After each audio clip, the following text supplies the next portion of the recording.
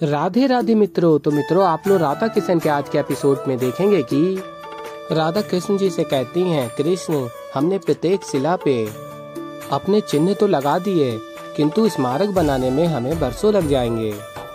और फिर कृष्ण जी कहते हैं ऐसा कुछ भी नहीं होगा, और कहते हैं ये शिला तुम स्वयं स्थापित करो, ये हमारे स्मारक की अंतिम शिला होगी।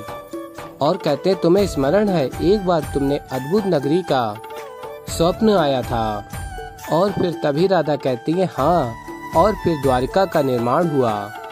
और फिर कृष्ण जी कहते हैं जब तुम्हें स्वप्न आता है और कुछ क्षणों में द्वारिका का निर्माण हो सकता है, तो तुम तो यहाँ साक्षात खड़ी हो। इस स्मारक को बनने में कितना समय लगेगा, आओ अंतिम शिला समझ के इसे स्थापित तो करो। और फिर मित्रों, आप लोग आगे देखेंगे कि और फिर राधा कहती है कृष्ण ये क्या, तुम अपनी दैविक शक्तियों का प्रयोग कर रहे हो। और फिर कृष्ण जी कहते हैं नहीं, कदापि नहीं। और बताते हैं राधा जैसे एक लोहा चुंबक की ओर आकर्षित होता है, वैसे ही जिस तत्व से हम बने हैं हम उसी में जाके समाहित हो जाते हैं। और फिर कृष्ण जी बताते हैं ये प्रकृति की शक्ति है। जैसे श्री राम का नाम शिला पर लिखने से सेतु का निर्माण हो गया था, वैसे ही शिला पे राधा कृष्ण के प्रेम के चिन्ह होंगे, तो ये प्रेम का स्मारक भी बन जाएगा। और फिर राधा कहती है कृष्ण हमारे प्रेम की पहली स्मृति तो ये पृथ्वी है, और इस पृथ्वी पर हमने अपने प्रेम को कितना विस्तार दिया है, और ये प्रेम का चिन्ह ये शिला भी रख रहे हैं। और फिर कृष्ण जी कहते हैं अभी कुछ शेष है राधा, और कहते हैं इस स्मारक की नींव से लेके शीश तक हमारे प्रेम के चिन्ह होने चाहिए।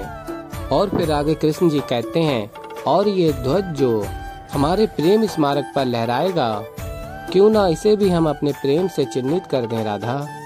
और फिर आगे आप लोग देखेंगे देवी राधा और श्री कृष्ण अपने हाथों की छाप ध्वज पर लगा देते हैं। और फिर कृष्ण जी कहते हैं मैंने कहा था कि मैं शक्तियों का उपयोग नहीं करूंगा, किंतु इस प्रेम चिन्ह की स्थापना के लिए क्या शक्तियों का उपयोग कर सकता हूँ।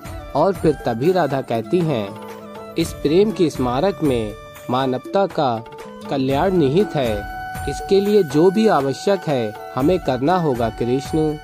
और फिर मित्रों, आप लोग आगे देखेंगे राधा और कृष्ण अपनी शक्तियों का उपयोग करके अपने रूप को विस्तार कर लेते हैं।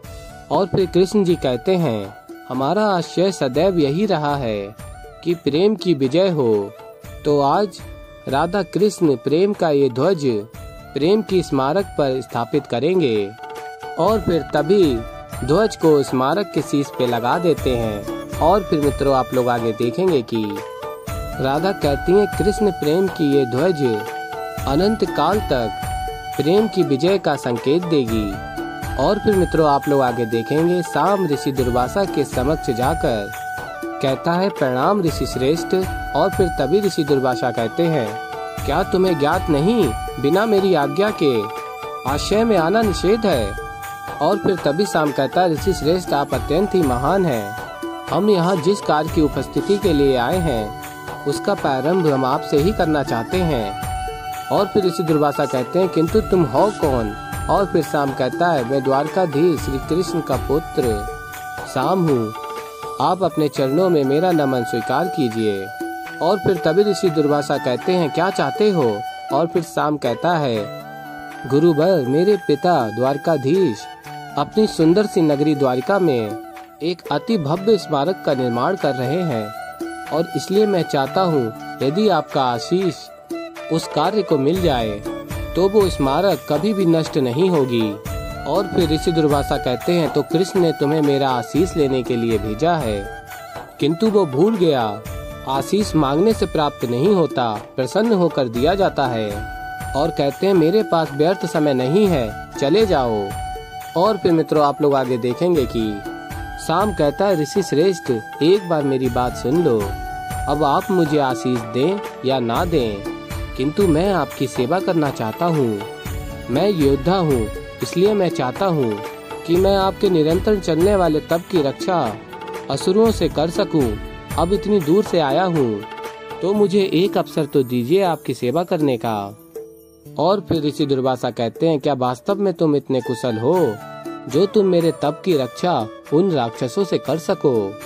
और फिर ऋषि दुर्वासा कहते हैं, स्मरण रहे, यदि असफल हुए तो भस्म कर दूंगा। और फिर तभी शाम कहता है, अवश्य ऋषिवर, मैं महादेव का अंश हूँ और मेरे रहते आपके यज्ञ को कोई भी भंग नहीं कर सकता। और यदि मैं ये कार्य करने में असफल रहा तो आप निसंदेह मुझे भस्म कर सकते हैं। और फिर तभी ऋषि दुर्वासा कहते हैं, किंतु ये स्त्रियां भूलवश भी मेरे समक्ष नहीं आनी चाहिए, क्योंकि मैंने ब्रह्मचर्य का व्रत धारण किया है। और फिर शाम कहता है, अवश्य ऋषिवर, आप इन्हें जहाँ भी निवास करने के लिए कहेंगे ये वहीं रुकेंगी। और फिर ऋषि दुर्वासा कहते हैं, इन्हें आश्रम के बाहर कुटिया में रहने को कहो, जाओ। और फिर तभी शाम कहता है, ऋषि दुर्वासा तो अत्यंत ही क्रोधी व्यक्ति हैं, मुझे सचेत रहना होगा। शुक्राचार्य, अब आप ही मेरी रक्षा कीजिए। और फिर तभी आप लोग आगे देखेंगे कि गुरु शुक्राचार्य कहते हैं, तुम निश्चिंत रहो शाम, इस बार सफलता अवश्य ही हमें मिलेगी। और फिर मित्रों आप लोग आगे देखेंगे कि शाम कहता है, गुरुदेव ने काम कर दिया है, अब मेरी बारी। और फिर आगे आप लोग देखेंगे कि कृष्ण जी कहते हैं, क्या हुआ राधे, तुम्हारे नेत्रों में आंसू क्यों? और फिर राधा कहती हैं, हाँ वो भी बताऊंगी कृष्ण, किंतु इस क्षण मुझे अपने नेत्रों के आंसू बहाने दो। मेरे आंसू जल से प्रेम के इस मार्ग को जीवन का अंतिम मार्ग दे रहे हैं। कृष्ण, मेरे आंसू इस प्रेम में इस क्षण से बह जाने से अच्छा और कुछ भी नहीं है। और फिर कृष्ण जी कहते हैं, कितना अद्भुत क्षण है ये, इसे किसी की भी कुलदृष्टि ना लगे। और फिर मित्रों आप लोग आगे देखेंगे, शाम ऋषि दुर्वासा के यज्ञ में आने वाले विघ्न को हर लेता है और जितने भी असुर आते हैं उनका अंत कर देता है। और फिर तभी ऋषि दुर्वासा प्रसन्न होकर आशीष देने के लिए कहते हैं। और फिर मित्रों आप लोग आगे देखेंगे कि गुरु शुक्राचार्य के छल से गोपियां ऋषि दुर्वासा के कक्ष में पहुंच जाती हैं। और तभी ऋषि दुर्वासा कहते, तुम सब मेरी कुटिया में क्यों आए हो? सूर्यास्त के पश्चात किसी भी स्त्री का मेरी कुटिया में आना निषेध है। और कहते हैं, तुम सबका इतना दुस्साहस? और फिर तभी शाम कहता है, अच्छा तो ये थी आपकी योजना गुरु शुक्राचार्य, इसीलिए आपने मुझसे कहा था कि गोपियों को भी अपने साथ लेकर जाओ। और फिर शाम कहता है, अब तो हमारी योजना पूर्ण हो गई समझो। और फिर मित्रों आप लोग आगे देखेंगे कि ऋषि दुर्वासा अत्यंत क्रोध में कहते हैं, इन्होंने मेरी आज्ञा का उल्लंघन किया है, अब मैं इन सबको श्राप दूंगा।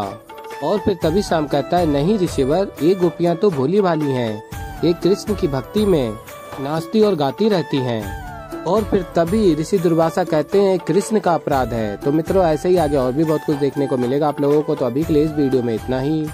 वीडियो पसंद आई हो वीडियो को लाइक करें। मैं मिलता हूँ जल्दी एक नई वीडियो के साथ, तो तब तक के लिए मित्रों राधे राधे।